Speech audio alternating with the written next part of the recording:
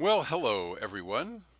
My name is Steve Samuel from Design Visionaries, and today I'd like to share with you some very powerful techniques in algorithmic modeling. When you study algorithmic modeling and you learn how powerful it is and how many amazing techniques there are, it is the gateway to model-based design. I'm going to be doing a lot of speeches on model-based design because it's so important these days, and for companies who want to save incredible amounts of money bringing their products to market. Model-based design and algorithmic modeling provide this huge tool. So as you can see on my screen, I've got this shape, and this shape is made from three sections that are used to make a through curved surface. And if I show you how it was made, you can double click on the algorithm, and you can see that there's a length and width, length and width, length and width. So there's three sections. There's a fillet here. I could set that to 0, if you will. And then there's heights, height 1, height 2, and height 3. So this is how I can control the height. So if I start with let's say a 3 by 3 section, there's 3 by 3, and I go to a 5 by 7, and then I go to a 6 by 20, you can imagine that that is a very different shape than what I started with. It's all rectangle, and if I want, I can put a blend on the corners. So that's my algorithm. And now, without further ado, I'm going to show you every step of the way exactly how I made this algorithm, and I'll call it the new rectangle algorithm. So I'm starting with a brand new part file, and with the brand new part file, I'm just going to call it new demo. I'm working in inches today. Say okay. And so I start with a blank sheet of paper. And now I will say that I did spend a few minutes figuring out how I was going to make this thing flow. I started basically backwards with the output, then through curves, the little different things that you need to do with through curves. And then there's this thing called the merge command, which enables you to create multiple sections and put it into one command. It's a very important command, and that's kind of what this whole thing is all about. So what do? I go to Home, More, Algorithmic Modeling, and it brings up the nice little programming environment, this little pad of electronic paper here. And the very first thing I do is put in the through curve mesh, or the through, not curve mesh, but through curve command. Here it is. So this is the thing that's going to take all my sections. Great. Next, I make an output. So I just do output here. So it's going to output a body. And there's those two essential pieces of programming. Next, I want to do a preserve shape. So I want to turn that on so it's true. Put the little true there. My body type, I think I would like to always make it a solid. So I put solid there. Put that over there on this side here. I don't need it to be right on top of the thing. And then normal to end sections, that's an important thing. I'm going to put that on as true. That's what makes it come smoothly from the first section to the last. So those three blocks are what I need. Now I need to put curves into the through curves mesh. And the curves that I'm going to make are from a rectangle from center. So I'm going to put in rectangle like here, and I'm going to find, let's see, creates a rectangle from center, this one. So I need three of those, rectangle from center. So I'm going to copy and paste, and then I'm going to rename. This is rectangle 1, and say okay, and rename rectangle 2, rectangle 2, say okay, and finally rename this one rectangle 3. Oops. Rectangle 3. Say okay. Okay, so they're well named. Now these three rectangles are going to have to all go into this little dot right here, the curves. So that's why I need this command, which is not exactly something that you might think of on your own, which is the merge command. So merge, this list right here has to go here. If I try to connect it prematurely, it won't connect. It won't connect until I start feeding it sections. So this rectangle is going to go there, and this rectangle is going to go here. Now watch what happens with this merge command as I fill up the kind of inputs. Just like that, it makes another input. Again, rectangle to there, and it makes another input.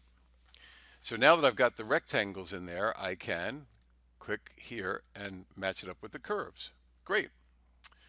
So now I need coordinate systems, and I need lengths, and I need a fillet. Okay, so the first thing I'm going to do is click on this fillet here, and I'm going to say create an input. And by default, it's going to be 0, and so I can connect all of those fillets together. So they're all the same. So that's a nice little piece of programming. Then I need, let's say that that's going to be the first prompt I see.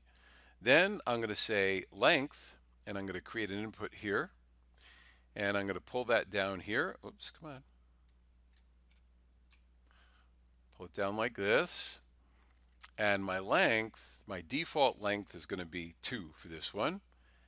And my default width is going to be 4. There we go, 4. And I'm going to rename that as L1. And I'm going to rename this one as W1. Okay. So length and width 1 are taken care of. I'm going to need to do it here too, create an input. I'm going to put it over here. I'm going to call this by default 4. And this one's going to be renamed as length 2, L2. Okay, and I'm going to have a width 2 as well. This is going to be, by default, it's going to be 4. And rename W2. And finally, we have this one, length. Create an input. I want to put it over here. This, of course, is L3.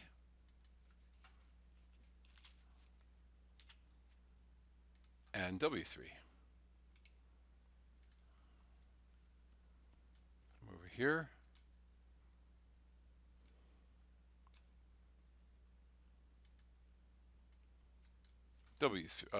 Whoops. Okay, I'm sorry, I made a little mistake. So I've got the length 1 is 2, width 1 is 4. Length 2 is 4, width 2 is 8. And length 3 will be 6, and the width will be 20. Okay, now as you can see, it's creating a shape, but the shape is all flat, and that's because each one of these rectangles needs a coordinate system. And so, without further ado, let's do CSYS, coordinate system. And there's a, CSYS. Oh, see, there's a coordinate system block in here. Let's say CS. Here's the coordinate system. Okay, here we go. So what we want is a coordinate system from origin, an X vector and Y vector. So I'm going to double click on that, and it's going to move right here. I'm going to need 3 of those, and this one's going to go there, and etc. All the vectors X and Y will be just default. So I'm going to call this coordinate system 1, CSYS 1, and copy, paste, paste,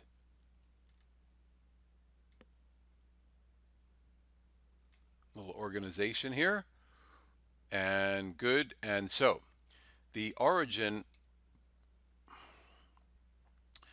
no, I don't want this kind of an origin. I want to input a point. I want to input a numerical. This is select, right? So I want to input a point. So I want to go here and say point, point. And I want to do, what kind of point do I want? I want an XYZ point, this one here. I'm going to put this over here. Okay, so now what I want is to vary the Z height on each one of these. And so I'm going to copy this, paste that, good. And then the prompts. So I'm going to have an input of height 1. So I'm going to say rename. This is height for section 1. Height for section 1. Say okay. Default's going to be 0. Another input. We're going to do a little rename on this. Height for section 2. There we go. There's a detailed prompt. Of course, the default value is going to be 4 inches. And finally, create an input, rename it, height for section 3. Say OK, and this one's going to be 10. Okay, so you notice that my part is still the same, and that's because I haven't hooked all of this up to these theses. So what we do here is we click this point on this origin here. We click that point on that origin there. We click that point on that origin there. We click thesis into thesis 1. Good. Thesis into thesis 2. Now you should see a change. Doink, and it does. And finally, thesis into thesis 3. Boop. And it looks a little funky, doesn't it? So let's take off the, why does it look so bad? Let's see. So we've got 0, 4, and 10. Origin, origin, origin. We've got this origin going into section 1, section 2, section 3. And it looks like the, if I take the, if I take off the normal to end sections, let's make that false. There we go. So the problem is we're not varying in the Z axis. Why not? Oh, because I've got all these connected to the X's, not the Z's. So I'm kind of glad I made that mistake, because now you can see what's the result of making such mistakes. So here's what I do. I take these off, delete, and it will delete, and it will delete.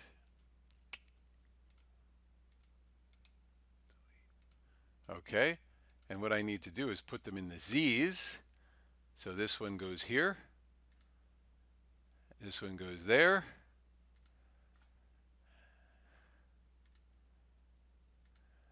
and this one goes there. There, all better.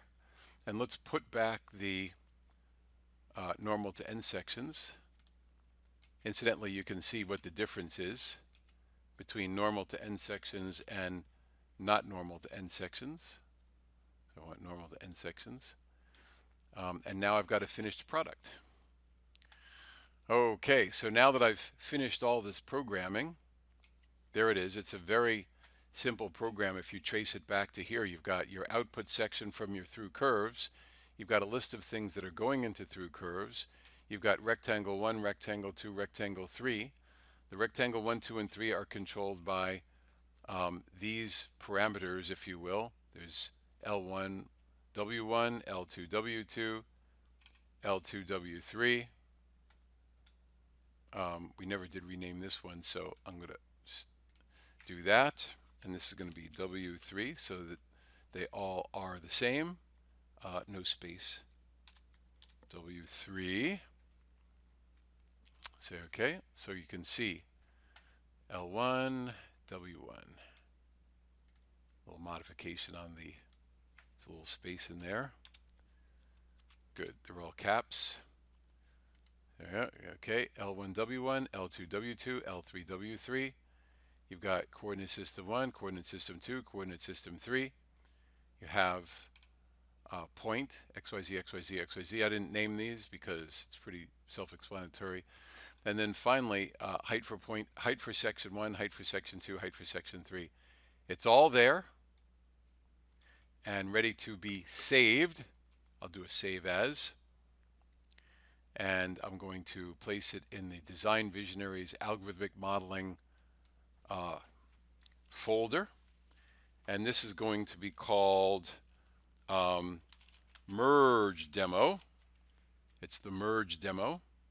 And I'll put a description. Three